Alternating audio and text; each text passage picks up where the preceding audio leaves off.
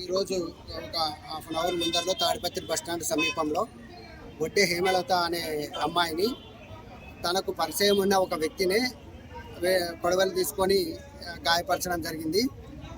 వెంటనే రక్తంతో తడిచి ఉన్న అమ్మాయిని ప్రజల సహకారంతో పోలీసులు వెంటనే ఆసుపత్రికి చేసి చికిత్స అందిస్తున్నాము. దీనికి కారణాలు మేము ప్రాథమిక విచారణ చేసిన తర్వాత మీకు అన్ని విషయాలు కూడా వెల్లడించడం జరుగుతుంది.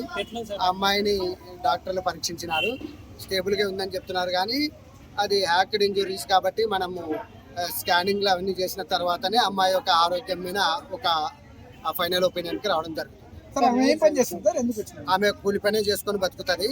ఆమెను నార్పల మండలం బొందలవాడ పోలయ్య కుమారునికి ఇచ్చి పెళ్లి చేసినారు. భర్త చనిపోయినాడు. ఆమెకు కూడా 2 పిల్లలు ఉన్నట్లుగా మనకు తెలుస్తుంది.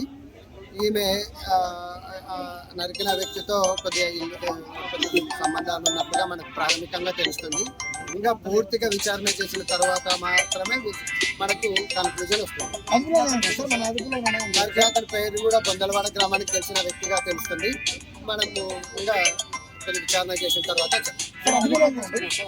లేదు మేము చేస్తామండి. ఇంకా ఆయన కోసం వెతుకుతున్నాము. దొరికితే వెంటనే మీకు కూడా చెప్తాం.